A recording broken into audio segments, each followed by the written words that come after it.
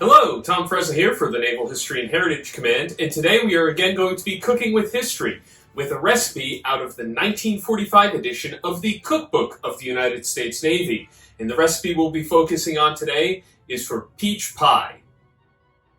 Now in the bakeries aboard some of the larger vessels, they could churn out hundreds of these pies, but the fillings are very important as well. You see, this recipe that we're going to be using today doesn't use just regular peaches, it uses dried peaches. And that's a very big deal aboard ship because dried fruits can actually keep for a very long time. So you can break out this recipe further into your deployment before you have to get replenished with different food and supplies. So the recipe itself actually utilizes two recipes out of this cookbook. The first one is for pie pastry, the rolled pie crust, and all of the ingredients here are for 100 portions. So we're not going to be making 100 portions worth of pies. We've actually scaled it all down to just one pie.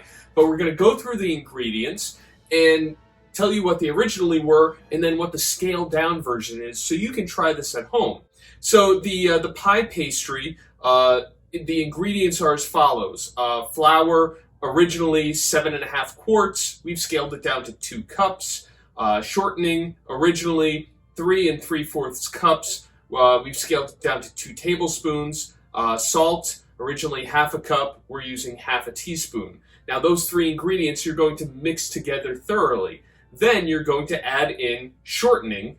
So more shortening, originally 3 1/4 pints. We're going to be using 1/3 cup and 1/2 tablespoon. So you'll mix it in, basically leaving it so that the shortening is kind of like clumpy in the mixture. Then you're going to add in cold water. Originally 1.5 quarts, we'll be using 1/3 of a cup. So add the water in, mix it lightly.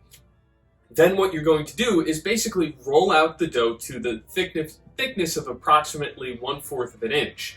Then you're going to fold 1/3 of the dough over half of the remaining dough and then fold it over again. So basically fold it over 3 times and then roll it out again to 1/4 of an inch. So you're going to do that fold again and then roll it all out to 1/4 of an inch. So you'll do that twice, and then you'll put it into your pie tin and save some of the dough because there's going to be a top that goes over this pie.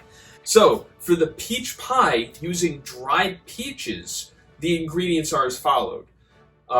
Peaches, dried, originally 2.5 gallons. We'll be using 4 3/4 of a cup. Next up is water, cool. Originally 2.5 gallons. We'll be using 4 3/4 cups. Next is sugar. Originally 1 1/4 gallons. We'll be using 3 1/4 cups. Next up is cornstarch. Originally 1 pint. We'll be using 3 3/4 tablespoons. So the makeup of these pies is as follows. Combined water and dried peaches, which we have right now on our stove. We've been letting that soak for about 45 to 60 minutes. Heat to boiling temperature. So we'll start doing that in just a minute. Let simmer for 20 minutes. Mix sugar and cornstarch. Stir into simmering peaches. Cook, stirring occasionally, until mixture thickens slightly. Cool, and then use. Roll pie pastry to a thickness of 1/8 of an inch. Line the pie tin. Use approximately 2 pounds filling per pie. Brush edge of bottom crust with cold water. Add top crust. Perforate. Press edges together firmly. Brush top with milk. Then you're going to bake it at 425 degrees Fahrenheit to 450 degrees Fahrenheit for about 45 minutes. And then take it out, let it cool, and serve it up. So we're going to get into this recipe and see how it turns out.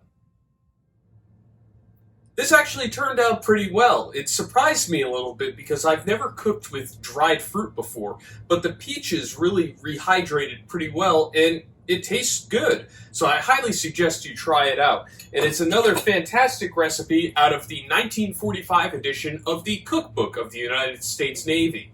If you're interested in learning more, please visit the website of the Naval History and Heritage Command, history.navy.mil, and we'll see you at our next cooking lesson.